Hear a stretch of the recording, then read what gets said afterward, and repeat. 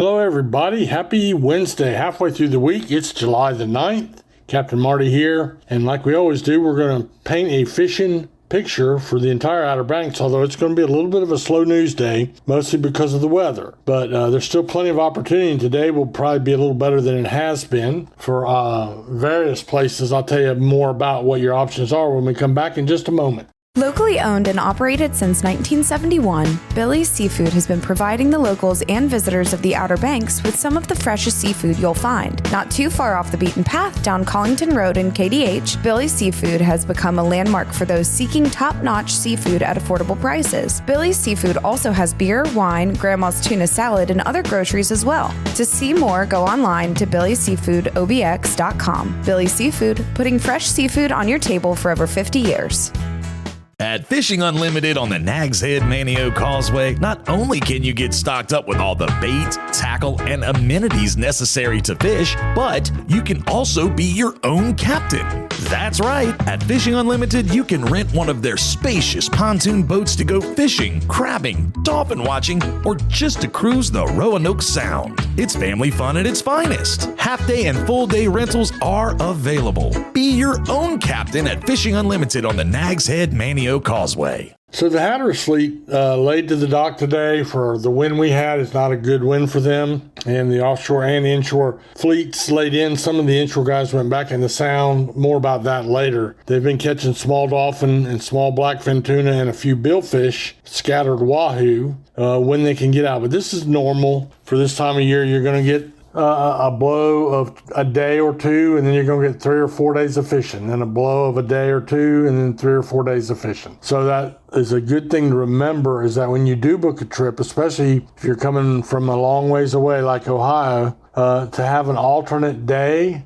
Let's say it this way. If you're booked to go on Tuesday, maybe you have a rental for a week or whatever, try to be able to fall back to Wednesday or Thursday. Might not be able to rebook on the same boat, but at least you'll get out fishing on a boat. The captain who has to refund your deposit because of weather will make a recommendation and make that happen for you. So don't put all your eggs in one basket. We did have a few boats got out of Oregon Inlet, and they beat it offshore. Of course, the beach runs a different direction, and they pretty much had it at least going out sort of on their stern. They went out and they had a good day of dolphin fishing, mahi or fish dolphin. The smaller ones, mostly 3 to 5 pounds. They had a few yellowfin tuna in the catches, and I know of at least 2 sailfish that were caught. So the boats that did go mostly scrapped out a catch, and a couple of them had a pretty nice looking catch too.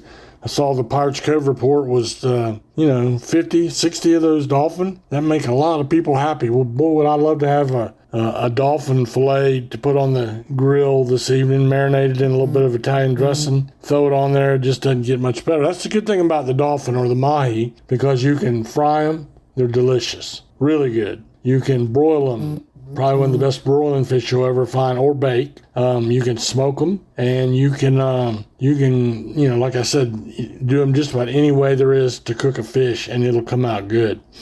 The inshore fleet, there was a little bit of an inshore fleet at Oregon Inlet. They found some red drum roaming around outside the inlet, and they picked up a few of those, but that's really all I had. They've been doing pretty good on Spanish mackerel and bluefish, but it's nice to hear some roving schools of drum being caught as well. Pier fishing, nothing to write home about. Scattered blues and Spanish mackerel, and that's on almost every pier. And I do know Jeanette's had the seafood platter yesterday.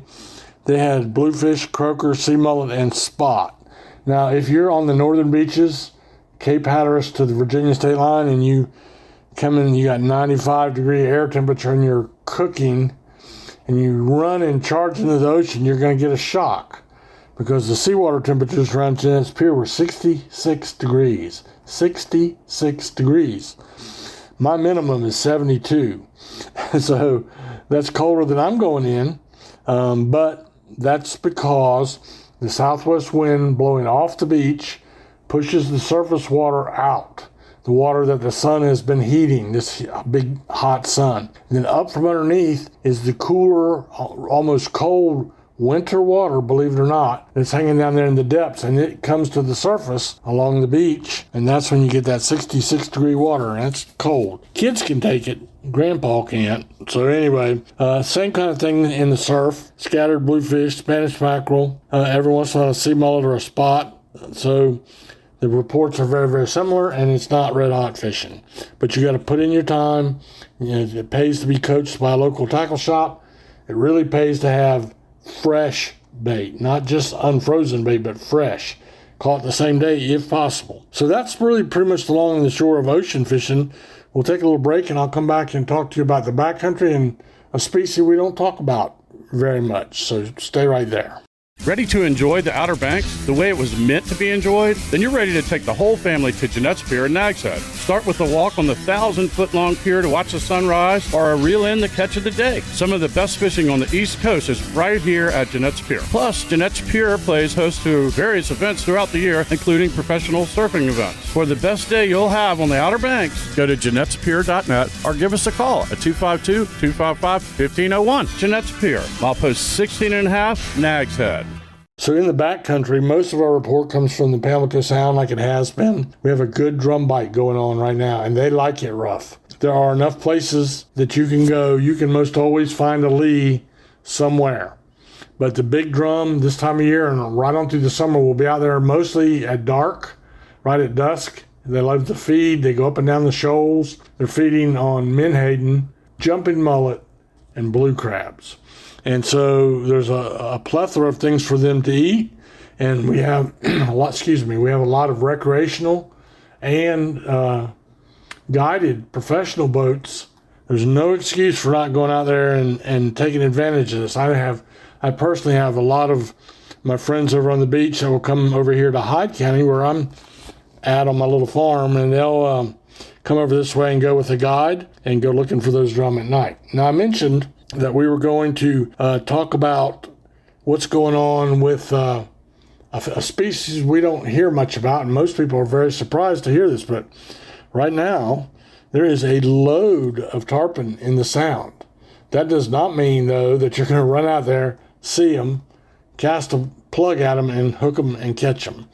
It's one of the most difficult fish to catch, especially when you can see them. But there are 100-pound tarpon in the Pamlico Sound, and some of them will go out Oregon Inlet, and they'll go up into the Chesapeake Bay as well. And that shocks a few people. A friend of mine went out the other day. They saw hundreds and hundreds of them rolling, but like I said, when they're rolling, they're almost impossible to get them to bite. One time, many years ago, John Bayless and I were back of Hatteras and Ocracoke in his Ricky Scarborough's small 24-foot boat, and looking for tarpon, we found them. They were everywhere, but we could not make one bite. So we went back into Odin's dock. I said, enough for me, I'm going home. But John got Bull Tolson, captain of the Sea Toy, now, famously. He got Bull Tolson, and the two of them went back out there at dark, went to the same spot. They could not see a tarpon anywhere, but they were there, so they put their bait down, and lo and behold, I think they caught 4 or 5 that evening, because they're down there feeding on the bottom. They also love the menhaden, but they like those blue crabs as well, and the jumping mullet. So that's what's going on.